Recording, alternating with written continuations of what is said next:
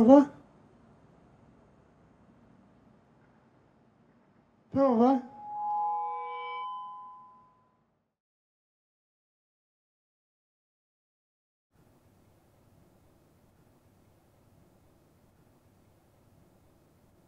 Prova, 1, 2, 3. This exhibition, Adrian Paci Still Voices, is devoted to a large survey of works by world-renowned artist Adrian Paci, starting with his earliest video work from 1997 and concluded with 2 new works from 2021, shown here in Haifa Museum of Art for the very first time.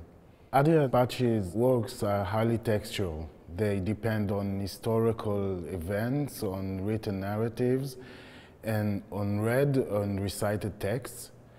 And nevertheless, this exhibition focuses on the main components of his art, which are actually silences, pauses, fragmented texts, and inconclusive narratives.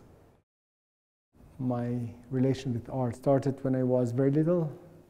It started in Albania, and it started through drawing and painting in a country that was a dictatorship, a communist regime, and the only possible art in that regime was so-called socialist realism. So I did a lot of drawings, a lot of portraits, a lot of landscapes, watercolor and oil paintings.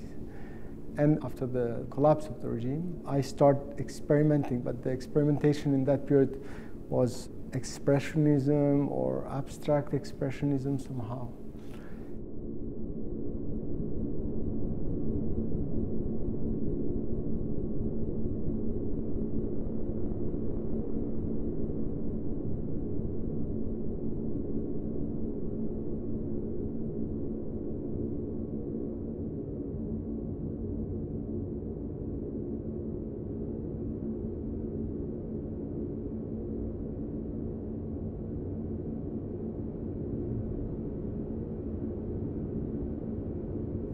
What was moving me to make a work was the fact that I was encountering something and I was recognizing a certain potentiality in that thing. It started with Albanian stories, with my daughter telling stories to her toys, that moved me to take a video camera and ask her to film these stories.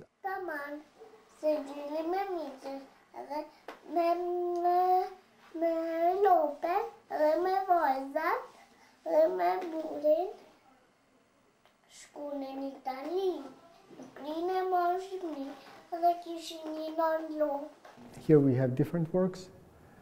In each of them is this moment of encountering something, wondering about the potentialities that are hidden there.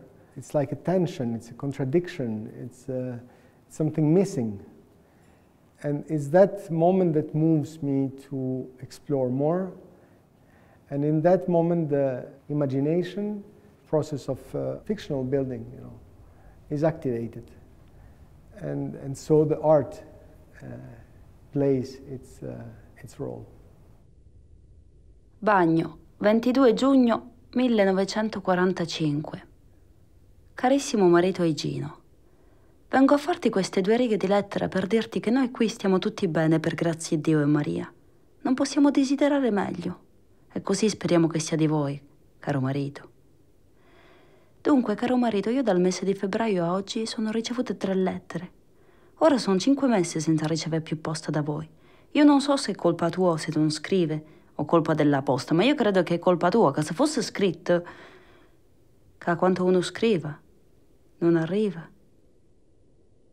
Adrian only says universal things through the intense exploration of the specifics. As a portrait artist, he looks what motivates them, what desires these people have.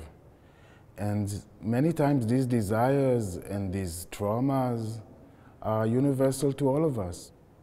From the very beginning that Adrian and I started working together on this exhibition, it was clear that one of the most central works will be this one, Broken Words, because it reflects on what is happening quite close to here, a few hundred kilometers from Haifa, in Syria, and also because how it sensitively reflects on human pain. في عنا مزرعة بالقريتين كنا عايشين فيها. صار الوضع ما منيح. The broken words has another word which came before, that is Russia. I went to meet a group of Syrian refugees, and I met this woman who really needed to tell her story, and she was insisting. And I told her that I'm not a journalist. I don't do interviews, and I'm not a writer. I don't write books. And then we had Russia telling the story. We had the translator translating her. I realized that the strongest moment for me were the moment when she stopped talking and was listening her story told in another language. Her story was living in her body. Then I had the chance again, in collaboration with the Sant'Egidio community, to go to Lebanon. Sometime in front of these very intense stories, the words are not enough. And of course, their words are important too, but are not enough. I think that the process of understanding is also, it has to do with the power position. So it's a power game. When you understand somebody, when you understand something, you have a power upon it. So being in front of somebody or in front of something, also with the frustration of not understanding, I think brings this relation in a more deep dimension. حليب من الشهر كنت أحفظ ابني With the wonders that we see now here behind of me, we have the presence of the landscape. And I often like to concentrate on these simple and natural gestures, like shaking hands, or in this case, walking. When you see all these presences of humans and animals creating this kind of community, it goes beyond the simplicity or the ordinary of everyday moment, and it becomes something that is intensified, or at least I try to intensify it in the work.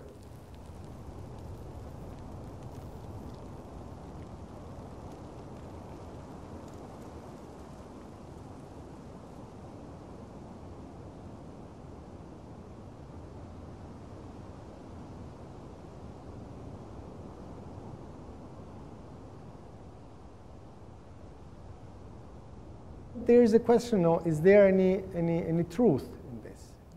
But still, I can say that there is a truth, but this truth is not a kind of metaphysical truth. It's not like a kind of it's not fixed, but it's momentaneous. It happens. So the truth happens, and maybe it leaves a trace, and it disappears. So it's not anymore there. My desire to capture these moments, without the pretensions of fixing them forever, so maintaining their fragility, maintaining their momentaneous aspect, but at the same time giving all the dignity of something that has this taste of truth in it.